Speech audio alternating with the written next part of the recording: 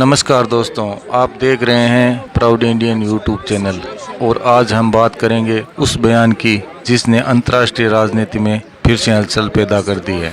उत्तर प्रदेश के जौनपुर में ईरान के सुप्रीम लीडर के भारत स्थित प्रतिनिधि डॉक्टर अब्दुल माजिद हकीम इलाही ने अमेरिका और मिडिल ईस्ट की स्थिति को लेकर बड़े दावे किए हैं। उन्होंने कहा कि ईरान की स्थिति बहुत मजबूत है, लोग जीत का इंतजार कर रहे हैं और अमेरिका ईरान के साथ ईमानदारी से बातचीत नहीं करना चाहता।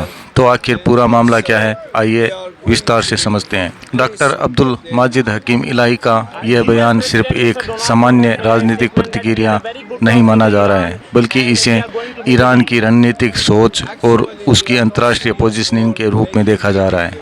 उन्होंने अपने बयान में कई ऐसे संकेत दिए जो सीधे अमेरिका, पश्चिम देशों और मिडिल ईस्ट की वर्तमान राजनीति से जुड़े हुए हैं। सबसे पहले उन्होंने कहा कि ईरान की स्थिति बहुत अच्छी है और ईरानी जनता जीत की उम्मीद कर रही है।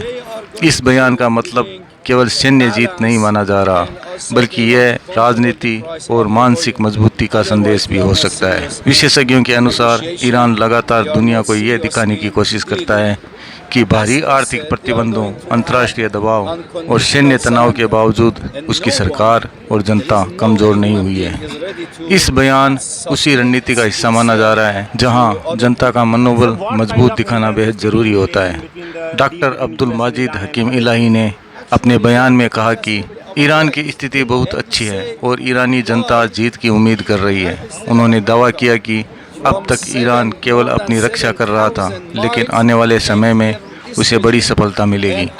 इसका एक बड़ा राजनीतिक संदेश ये भी माना जा रहा है कि ईरान खुद को आक्रामक देश नहीं बल्कि रक्षा करने वाला देश साबित करना चाहता है। ईरान लंबे समय से यह कहता आया है कि उस पर लगाए गए प्रतिबंध, सैन्य दबाव और क्षेत्रीय घेराबंदी अन्य देशों की तरफ से की गई है और वह केवल अपनी सुरक्षा और संप्रभुता की रक्षा कर रहा है।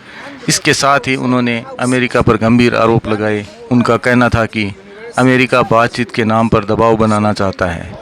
ईरान से ऐसी शर्तें मनवाने की कोशिश हो रही है जो उसकी संप्रभुता के खिलाफ है। तेल और ऊर्जा बाजार पर नियंत्रण अमेरिका की बड़ी रणनीति का हिस्सा है। राजनीतिक विशेषज्ञों के मुताबिक ये बयान सीधे उस वैश्विक बहस से जुड़ा है जिसमें अमेरिका पर अक्सर यह आरोप लगाया जाता है कि वह मिडिल ईस्ट की राजनीति में अपने आर्थिक और सामरिक हितों के लिए दखल देता है। अमेरिका वास्तव में समझौता नहीं करना चाहता। अमेरिका ऐसी मांग कर रहा है जिन्हें ईरान स्वीकार नहीं कर सकता है। असली मकसद तेल की कीमतों और क्षेत्रीय राजनीति पर नियंत्रण रखना है। उन्होंने ये भी सवाल उठाया कि अमेरिका हजारों मील दूर से आकर ईरान पर हमला क्यों करता है। इस सवाल के जरिए उन्होंने अमेरिकी विदेश मंत्री पर सीधा हमला किया। ईरान का यह पुराना तर्क रहा है कि अमेरिका मिडिल ईस्ट में अपनी सैन्य मौजूदगी बनाए रखने के लिए लगातार तनाव स्थिति पैदा करता है। हालांकि दूसरी तरफ अमेरिका और उसके सहयोगी देश यह कहते हैं कि ईरान की क्षेत्रीय गतिविधियां, मिसाइल कार्यक्रम और उसके सहयोगी समूह क्षेत्रीय सुरक्षा के लिए खतरा बन सकते हैं। यही कारण है कि दोनों देश के बीच अविश्वास लगातार बढ़ता गया है। अमेरिका हजारों मील दूर से आकर ईरान पर हमला क्यों करता है? उनके अनुसार इन संघर्षों में हजारों निर्दोष लोग मारे गए हैं। अब सबसे महत्वपूर्ण हिस्सा आता है परमाणु हथियारों पर दिए गए बयान का। डॉक्टर इलाही ने साफ कहा कि ईरान परमाणु हथियार नहीं चाहता है और यह उसकी सैन्य नीति का हिस्सा भी नहीं है। यह बयान इसलिए बेहद अहम माना जा रहा है क्योंकि कई वर्षों से अमेरिका और पश्चिमी देश ईरान के परमाणु कार्यक्रम को लेकर चिंता जताते रहे हैं, लेकिन ईरान लगातार यह दावा करता है कि उसका परमाणु कार्यक्रम केवल ऊर्जा, रिसर्च और शांतिपूर्ण उद्देश्यों के लिए है। उन्होंने जिस फतवा का जिक्र किया वह ईरान के supreme leader Ayatollah Ali Khamenei से जुड़ा धार्मिक आदेश माना जाता है, जिसमें कथित रूप से परमाणु हथियारों को इस्लाम के खिलाफ बताया गया है।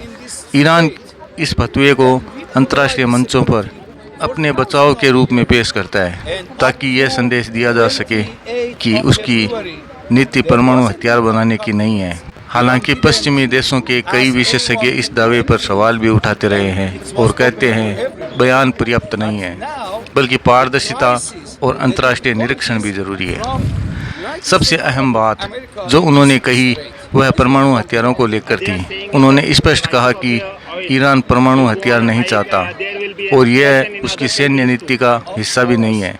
उन्होंने ये भी बताया कि ईरान के सुप्रीम लीडर द्वारा एक धार्मिक फतवा जारी किया गया है जिसमें परमाणु हथियारों को इस्लाम के अनुसार हराम बताया गया है। यह बयान इसलिए महत्वपूर्ण माना जा रहा है क्योंकि लंबे समय से अमेरिका और पश्चिमी देशों को ईरान के परमाणु कार्यक्रम पर संदेह रहा है। अगर इस पूरे बयान को गहराई से समझे तो इसमें 3 बड़े संदेश दिखाई देते हैं। ईरान ये दिखाना चाहता है कि वह दबाव नहीं झुक रहा और उसकी सरकार मजबूत स्थिति में है।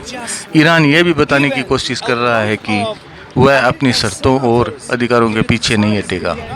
ईरान खुद को एक ऐसे देश के रूप में प्रस्तुत करना चाहता है जो विदेशी दबाव के खिलाफ खड़ा है। इसी वजह से ऐसे बयान केवल राजनीतिक भाषण नहीं, संदेश भी माने जाते हैं। दोस्तों, पिछले कुछ वर्षों में अमेरिका और ईरान के बीच तनाव लगातार बढ़ता रहा है। परमाणु समझौता, आर्थिक प्रतिबंध, तेल व्यापार, मिडिल ईस्ट में सैन्य गतिविधियां, इन सभी मुद्दों ने दोनों देशों के रिश्तों को बेहद तनावपूर्ण बना दिया है। अब भारत में दिए गए इस बयान को भी अंतर्राष्ट्रीय राजनीति के नज़रिए से काफ़ी महत्वपूर्ण माना जा रहा है। हालांकि अंतर्राष्ट्रीय मामलों में हर देश को अपना पक्ष होता है और सच्चाई को समझने के लिए सभी पक्षों की बात सुनना जरूरी है। यह मामला केवल ईरान और अमेरिका तक सीमित नहीं है, बल्कि का असर पूरी दुनिया की राजनीति, तेल बाजार और वैश्विक सुरक्षा पर पड़ सकता है। अब देखना होगा कि आने वाले दिनों में अमेरिका और ईरान के बीच तनाव कम होता है या हालात और ज़्यादा गंभीर होते हैं। इस पूरे मामले पर आपकी क्या राय है? क्या अमेरिका और ईरान के बीच समझौता संभव है? अपनी राय हमें कमेंट सेक्शन में ज़रूर बताएं। अगर आपको ये वीडियो जानकारीपूर्ण लगा हो तो वीडियो को लाइक करें, शेयर करें और चैनल को सब्सक्राइब करना बिल्कुल न भूलें। धन्यवाद।